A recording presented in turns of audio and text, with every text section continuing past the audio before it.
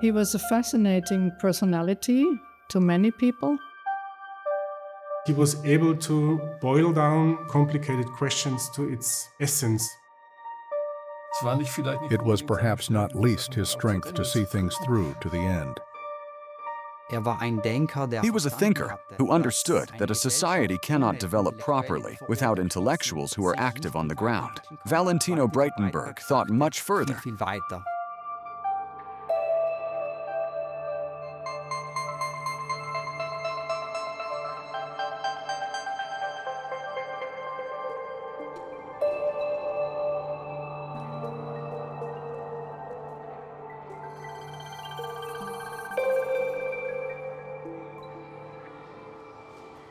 Ciao Andrea, benvenuto. Buongiorno maestra. Ti stavamo aspettando, i bambini. Buongiorno bimbi. This morning, the children at the Italian primary school, Manlio Longon in Bolzano, are having a very special lesson. Questo robot si accende di 6 colori diversi e ogni colore vuol dire un'emozione. Questo comportamento qui è un comportamento amichevole. Metto davanti la mano e guarda, lui mi segue come un amico. Io mi sposto e fa quello che dice io. This educational robot is equipped with sensors that respond to its surroundings through light, sound, or touch. The aim is to make it easier for children to get started in the world of robotics. E adesso lui non sa più dove andare. Valentin von Braitenberg first described the scientific basis for the development of such school robots as a thought experiment in his book, published in Cambridge, USA, in 1984. He calls them vehicles. So the concept is quite easy.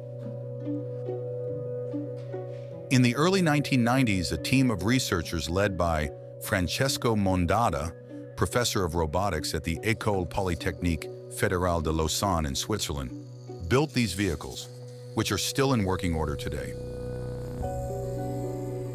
The idea is that all the sensors are working and measuring distances with the sensors, and something like 10 times per second, the central processor is reading those sensors, applying the computation like the one that are described in the book of Valentin von Braitenberg. So each of the sensor is multiplied by a weight which is corresponding to the importance of this sensor in respect to the behavior. And the result is then used to control the speed of the motors. Braitenberg attempts to explain the neural processes that take place in the brain with the aid of 14 simple models. Models 1 and 2 represent the nerve pathways of the right and left hemispheres of the brain, which cross over and whose function is to transmit signals from the eyes to the brain. This was a milestone in cybernetics, the science investigating control and communication in animals and machines.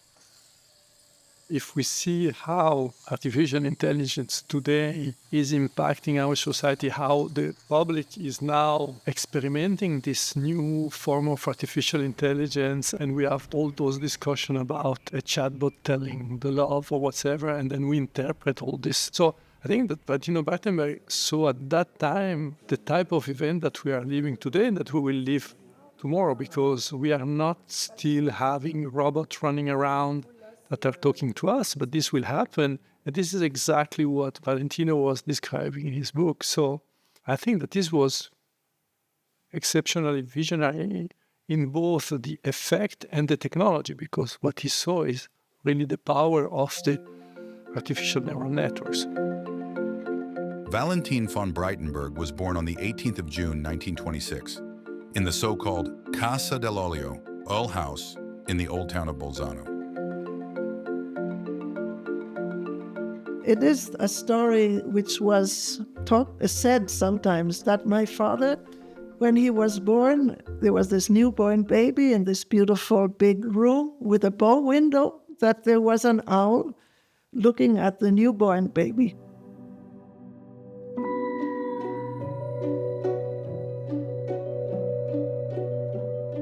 His father, Karl von Braitenberg, was an influential lawyer and after the Second World War, president of the South Tyrolean Savings Bank. In 1948, he was elected to the Italian parliament in Rome as a senator for the South Tyrolean People's Party. His wife, Ida von Walter, also came from a noble family. All 4 children received a classical education. Valentin attended the Franciscan Grammar School and the Conservatoire of Music.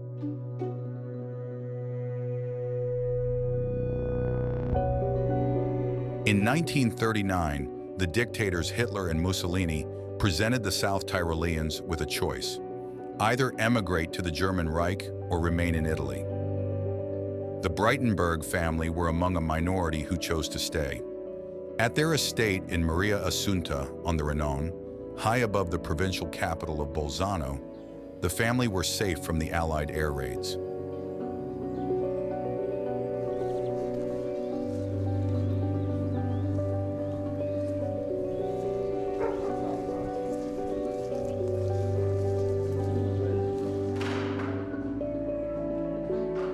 In early September 1943, the Germans invaded Italy. On September 8th, 1943, I watched as German tanks rolled up in front of the barracks in Gries in Bolzano. We could see that from here, in the middle of the night.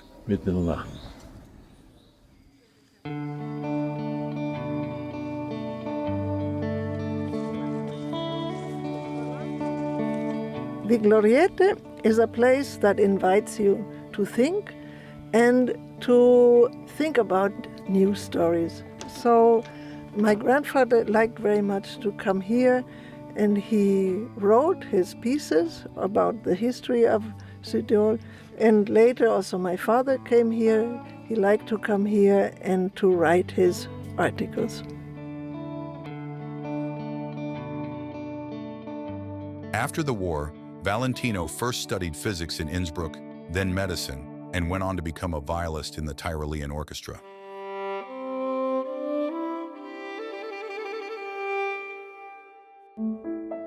In Rome, he graduated with distinction, became a specialist in neurology and psychiatry, and worked for a meager wage at the Roman clinic for nervous and mental disorders, until one day he met an American student who had lost her way. She asked him how to get to the place she had to get to, and he said, okay, no problem, I'll bring you there. He had a small motor scooter, so he brought her there, and at the end of this trip, he said, by the way, one thing I want to ask you is, would you marry me? And she said yes. And so that's exactly what happened. And 3 years later, they actually got married. Elizabeth Hanna is from New York. The couple moved to the USA, where Valentino was offered a research post at Yale Medical University in New Haven. There he met the mathematician and founder of cybernetics, Norbert Wiener. In his book published in 1948 entitled Cybernetics, or Control and Communication in the Animal and the Machine, he laid down the theoretical foundations of modern information theory. Enrico Fermi, winner of the Nobel Prize in Physics and the Max Planck Medal, invited Wiener to a seminar in Rome in 1954, which Braitenberg also attended.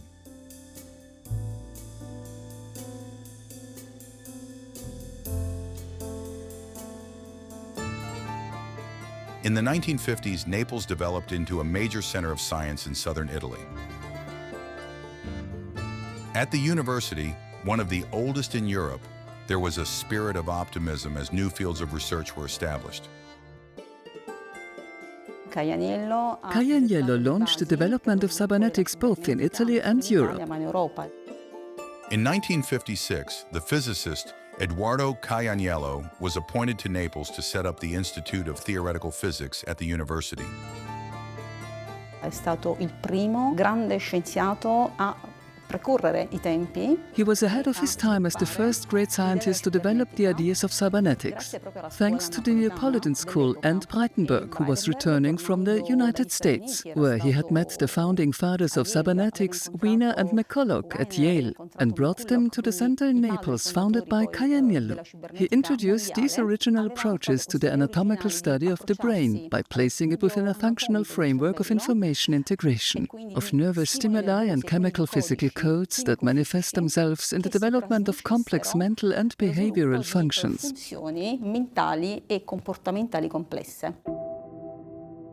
To begin with, Braitenberg studies the brains of frogs and together with Milena Kamali, compiles a detailed atlas of their brains. He then goes on to investigate the compound eye and brain of the housefly.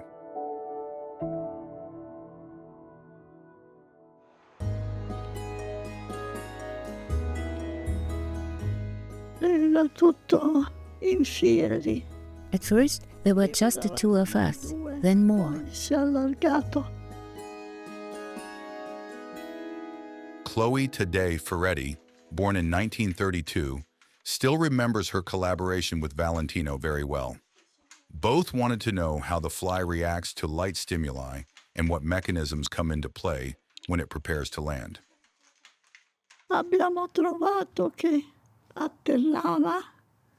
We noticed that it was about to land, so we had to watch to see when it would. At a certain point, it stretched out its front legs, which meant it wanted to land, provided it had something solid to land on.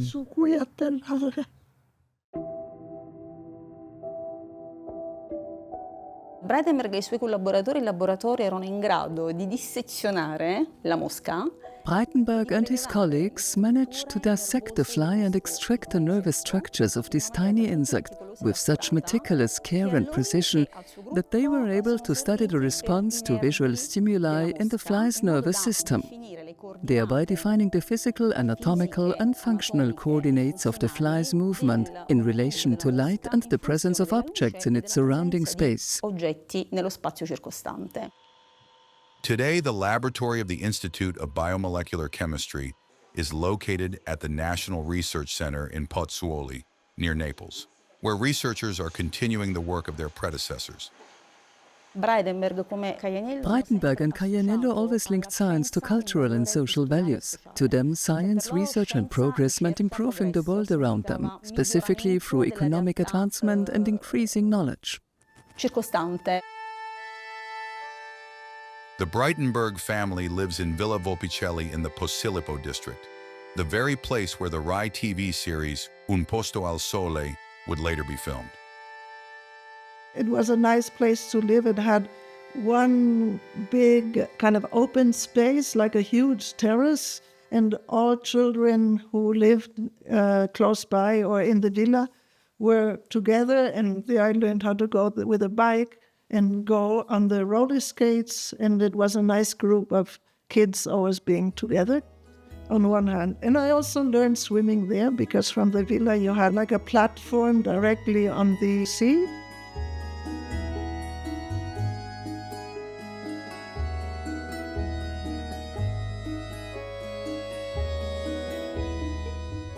In 1968, the family moved to the university town of Tübingen, situated on the river Neckar.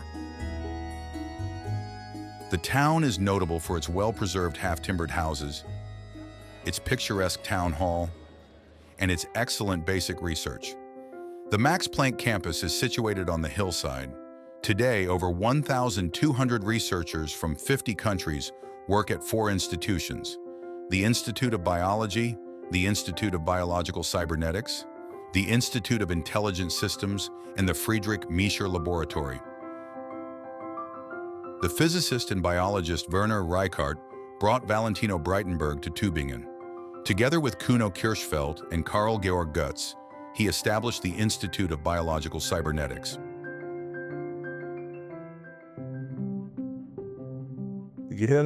Brains are still far smarter than today's computers. What we're doing here is, so to speak, industrial espionage against God for the computers of the future. He had 3 main focuses. One was the cerebellum, one was the visual system of the fly, and one was the cerebral cortex.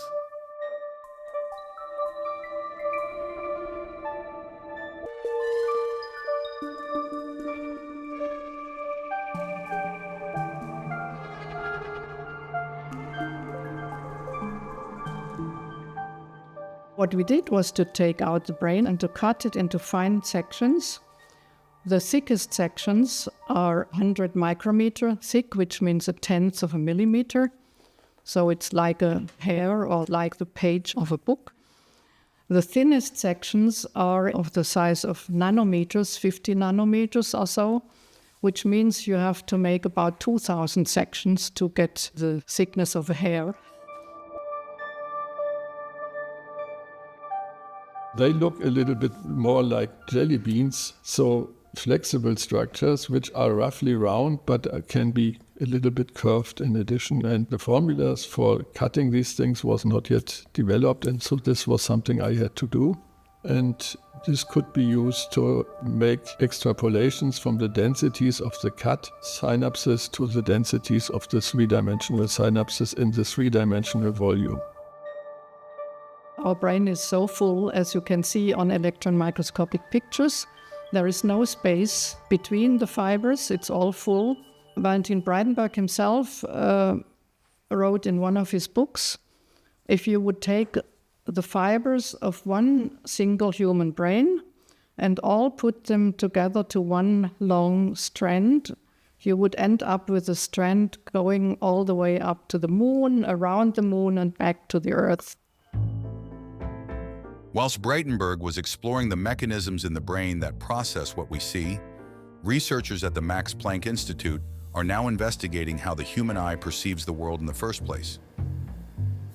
I reframe vision as not only to see, but also to looking around. Yeah.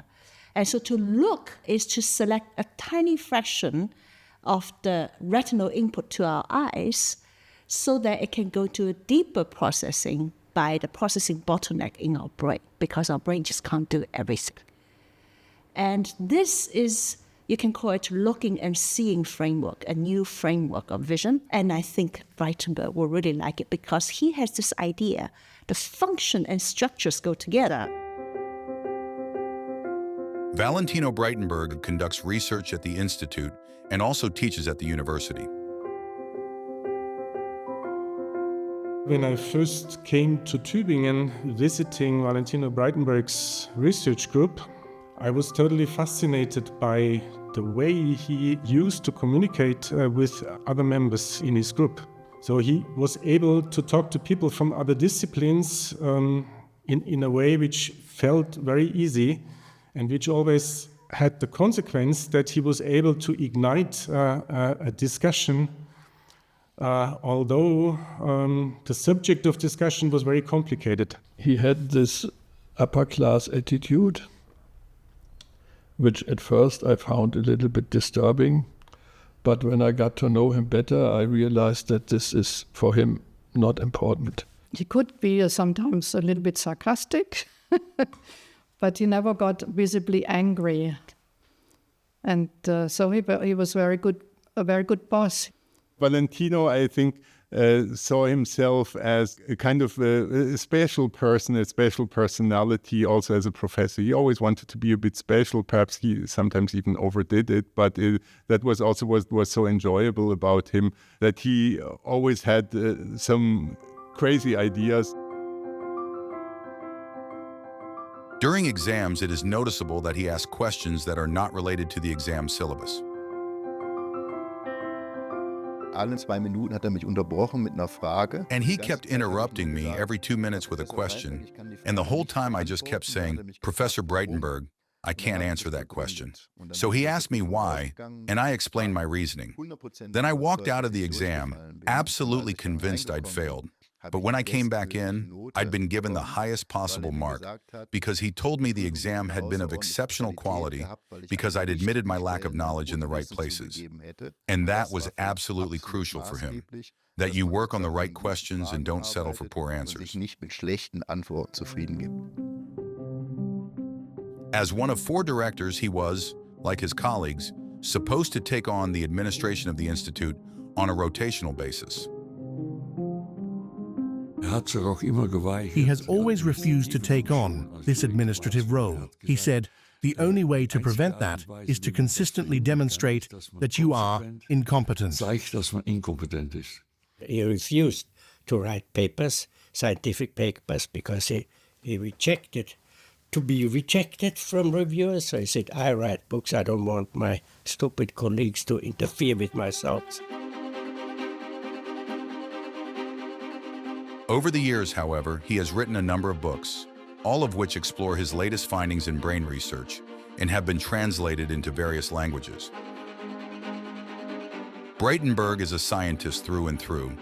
He spends most of his time at the Institute.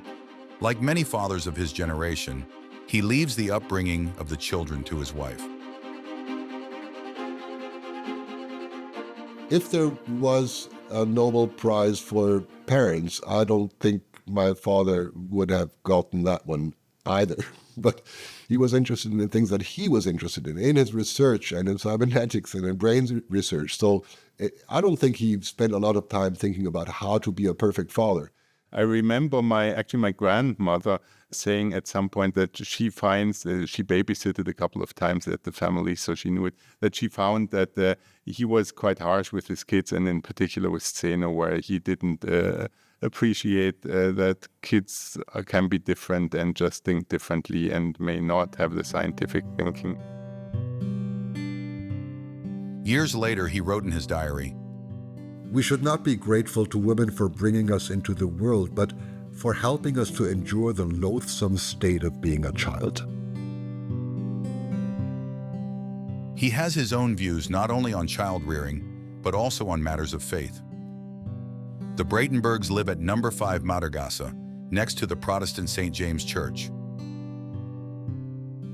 To solve the parking problem that was there in Tübingen in the old city, Valentino said Monday through Friday cars could park in that church, and they would be obviously taken out again for the service on Sundays. And as you can imagine, not everybody liked that idea, but he thought that this basically made people creative, and he liked to just stir up things a little bit.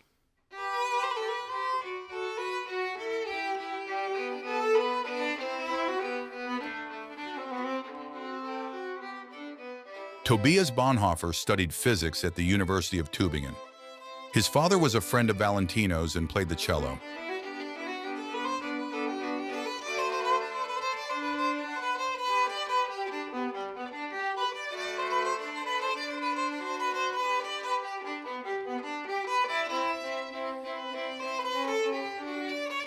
He was a very good violinist. I wouldn't say I am, but we definitely all grew up with a lot of music, and we played ever since I was a kid. And there are many colleagues of my father's who came and who he invited, who also played some kind of an instrument.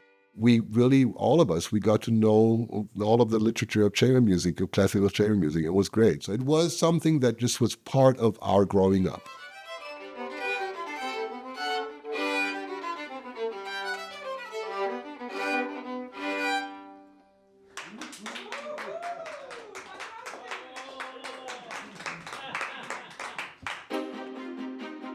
Zenoberg Castle near Murano. The relic of Saint Valentine was venerated here until the 8th century, and in the 14th century, a chapel was dedicated to Saint Zeno. Before its destruction by the troops of the Bohemian king, Charles IV, in 1347, it served as the princely residence of the Counts of Tyrol and was never rebuilt.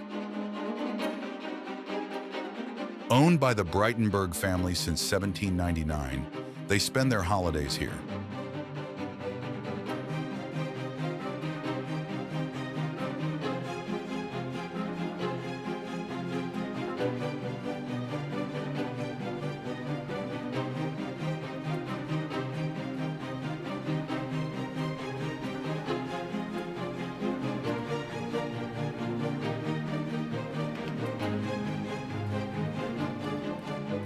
Valentino regularly invites friends to continue their scholarly discussions at the castle. This former goat shed serves this purpose.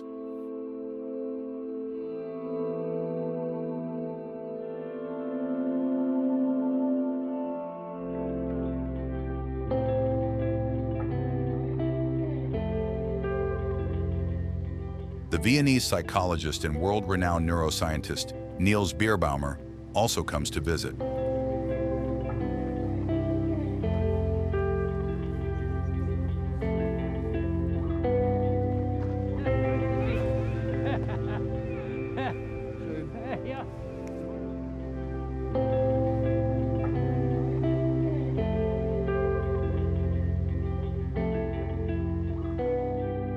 So, this was something my father referred to as his university. His university. I'd like to say this was his Honorary citizenship. Yes, exactly. Yeah. And he was very proud of this. And he was very proud of being an innovator. In fact, there are all his books here, so. Yeah, here is this. Here, and you can have it. It's memories. Yeah, sure. Memories, just as the pictures, and my mother's also. Ah, sure.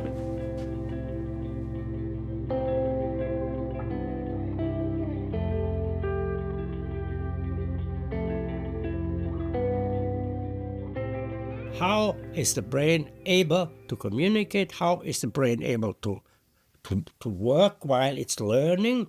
So the principle of association, he made drawings of the cells, and later he translated the drawings of the nerve cells into his famous vehicles. Du bist selten müde. Nein. Du bist oft wach. Ja. Niels Bierbaumer is the pioneer and inventor of the brain-computer interface. Such a device reads brain waves and translates them into commands. Using this technology, Bierbaumer has, for the first time, succeeded in enabling patients with severe paralysis to communicate via mind control. Du denkst wenig nach. Nein. The realization of Valentino's concept and neural model of association, we translated in a so-called brain-computer interface. The brain-computer interface is recording the electric activity of the cells of the brain, outside or inside the brain, and then these thoughts, which are always electric, are then transported via Bluetooth or via wire out of the brain to the computer, and the computer is using artificial intelligence algorithms. We met here in the evenings for over 20 years, at rather unorthodox times, mind you, usually at 11 in the evening, and it was a real pleasure to have these conversations, which often went on late into the night, sometimes until 3 or 4. He always used to say, "What'll it be, wine or schnapps?" And I knew the schnapps came from South Tyrol, so I'd always say, "Forget the wine, give me the schnapps."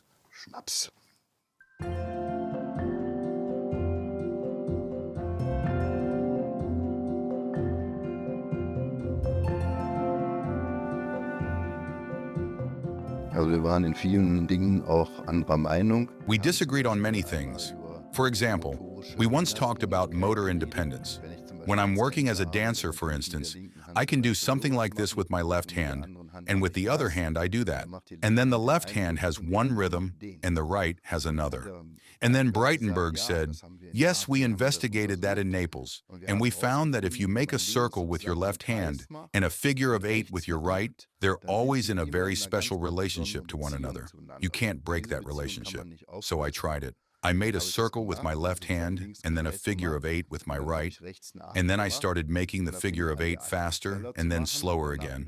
And I said, your theory is wrong. And then we got into it. Today, the flat in Tübingen serves as a guest house for students, where Braitenberg's companions reunite after many years to mark the film shoot. Hallo, Michael. Grüßt euch. Schaut mal, was ich gefunden habe. Könnt ihr euch noch daran erinnern? Natürlich. Der piepst, wenn das Ding auf irgendein Hindernis aufläuft. Ja, das sind diese... Sind Fühler, genau. Das erste existierende Vehikel. Ja, das hat mir damals keine Ruhe gelassen, bis ich es gebaut habe. Und das ist im Augenblick so gepolt, wie es Valentin beschrieben hat in seinen Vehikeln. als Lichtsucher. Das sucht sich immer Licht. Kann es sogar noch mal anmachen, aber die Batterie ist zu schwach. Immerhin, piepsen tut er. Es macht so, fährt es hoch und dann würde es losfahren, tut es aber nicht. So der Akku ist leer. Mutvorgang. Ja. Diesen Ansatz fände ich schon genial, dass er eben versucht, einfache Modelle zu bauen und das dann psychologisch zu deuten. Auf die Weise kann man künstliche Intelligenz erzeugen, die jedenfalls so wirkt, als ob sie intelligent wäre. Ich finde, er konnte sehr gut zwischen Wichtigem und Unwichtigem unterscheiden. Ich glaube, dass er uns mit infiziert hat mit diesem Virus, das Gehirn verstehen zu wollen, dass er sicher war, dass das menschliche Gehirn selber sich sozusagen das gescheiteste Organ ist, sich auch verstehen kann. Doch, das war schon eine geniale Idee, die er hat. Auf den Valentin. Ja, zum Wohl. Zum Wohl.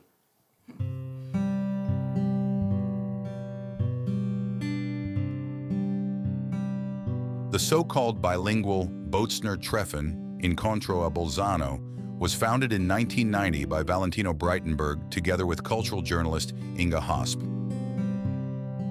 Wir wollten herausfinden, We wanted to find out, with a focus on the natural sciences, whether it would be possible for different scientists to find a common language. Then another linguistic condition was added. That was Valentino's idea. Anyone who wanted to should be able to join in and listen. And that was only possible with the language pair German and Italian. Over the years, a number of internationally renowned scientists have come to Bolzano to present their theses free of charge.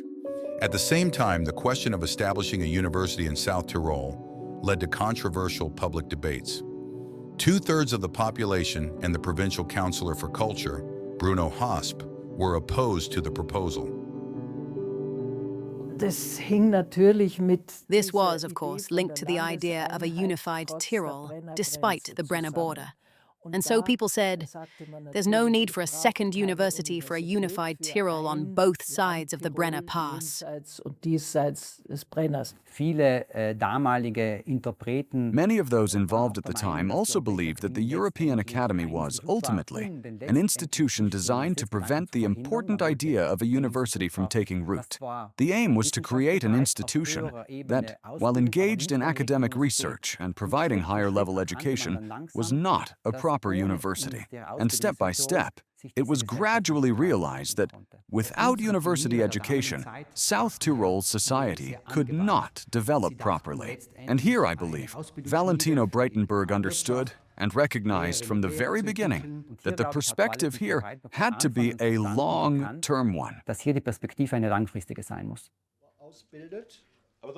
In an interview in 1994 at Juval Castle, Braitenberg, a member of the European Academy's Scientific Advisory Board, and later a founding member of the University of Bolzano, spoke out clearly in favor of establishing a university.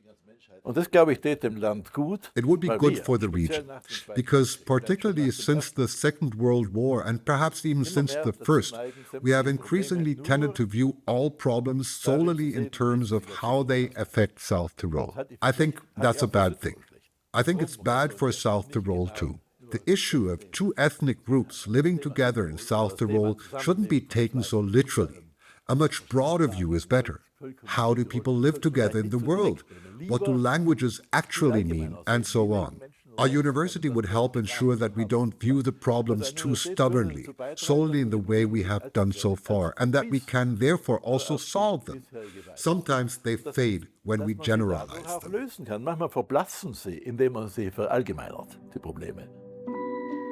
Valentino Braitenberg, Niels Birbaumer, and the extreme mountaineer Reinhold Messner proposed Mezzocorona as a university location, as it lies on the provincial and linguistic border between the German and Italian cultural spheres.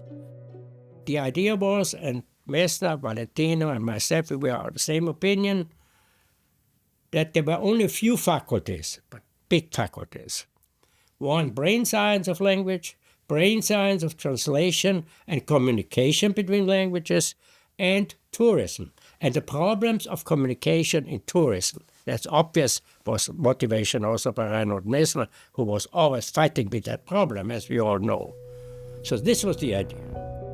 This proposal was not well received, as Bolzano was already established as a university town. Following an international competition and the decision of a panel of experts, the new university center was built in the heart of the provincial capital.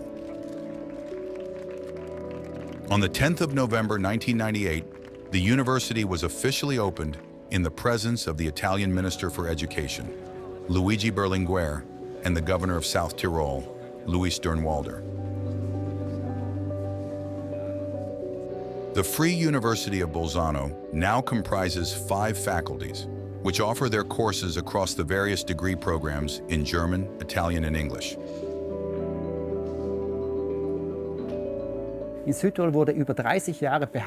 For over 30 years in South Tyrol, it was claimed that learning a second or third language would be detrimental to the first language, and that we would consequently lose our mother tongue. Valentin von Braitenberg understood right from the start that multilingualism, acting as a bridge between German, Italian, and European cultures, offers added value and enables personal and intellectual development. And the university has achieved this through this trilingual model.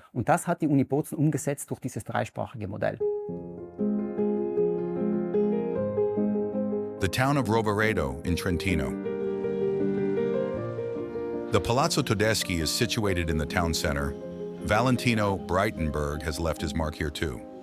Donata Loss, former deputy mayor, and the neuroscientist Giorgio Valordigara visit the former headquarters of the Laboratory of Cognitive Sciences. Ecco, questa Giorgio. Giorgio, this is where Valentin von Braitenberg used to work, with his lovely cigar and pipe. La sua bella pipa.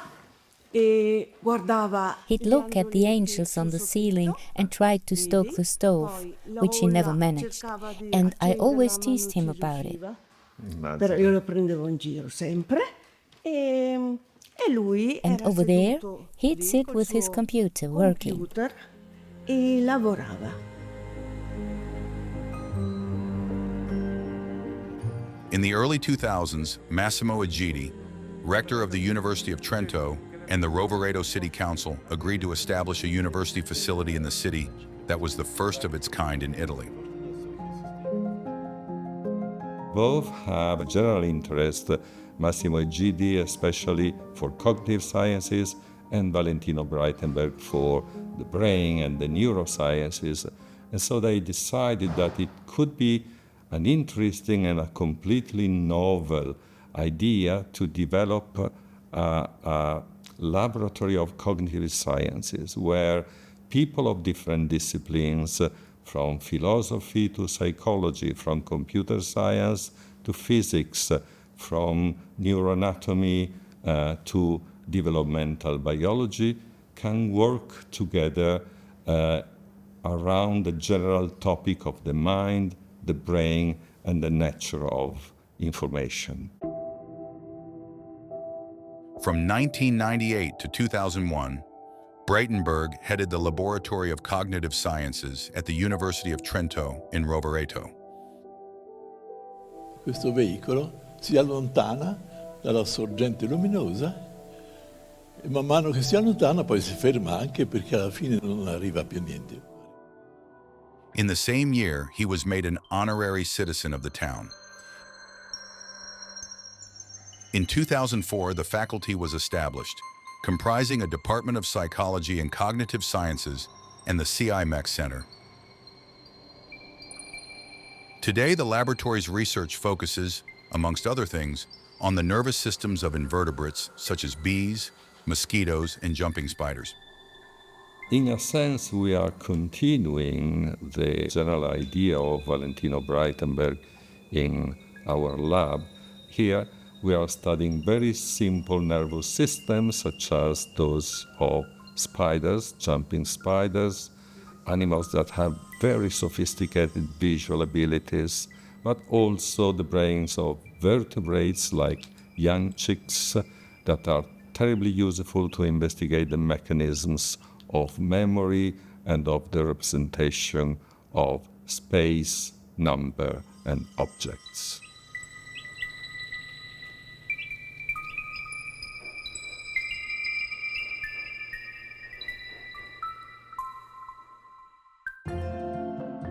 In October 2026, the Department of Psychology and Cognitive Sciences and the CIMC in Roveredo will be merged to form the new Department of Psychology and Neuroscience.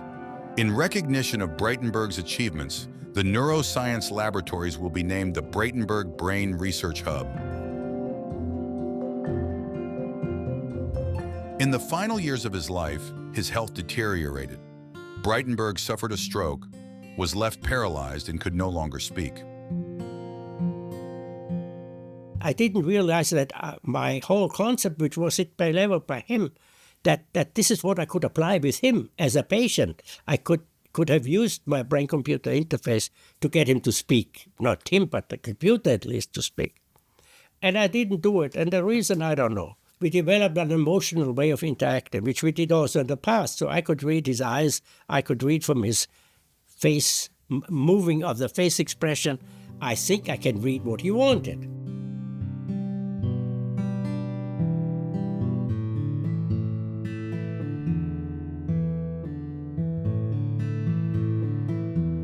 I saw that he wanted something. And then, of course, the right thing came into my mind. I said, do you want whiskey? He was drinking. He loved whiskey and he loved Slivovitz. I took out his artificial feeding and put the fennel in his stomach and put the Slivovitz into it, and his face became immediately red. He was cheering, he was happy, because the Slivovitz, of course, ran up to the brain, and that was exactly what he wanted.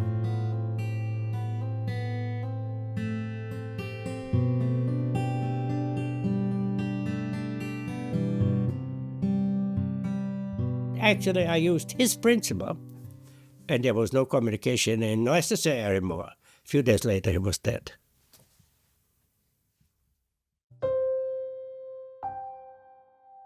Valentin von Braitenberg died on September 9, 2011 in Tübingen, and was buried in the family grave on the Renon, above Bolzano.